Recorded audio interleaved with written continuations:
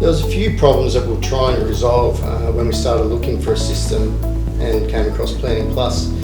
I think one of the biggest things is we're trying to get all the information out of one person's head and getting it into a system that's transparent for the technicians and all of our admin team. I think that was the biggest thing, just to help with that, just really that transparency of what's going on in the shop.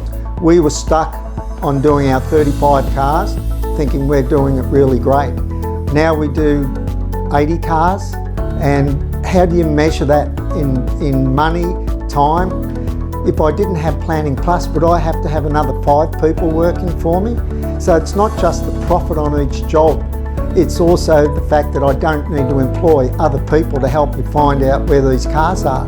We had a bit of disorganisation in the shop, knowing when tasks were going to be right, when tasks were going to be completed, when jobs were going to be ready out front for the customers.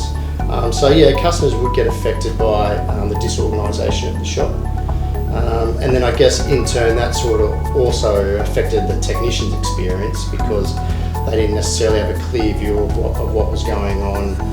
At least now they can come into their day, they know exactly what to look for.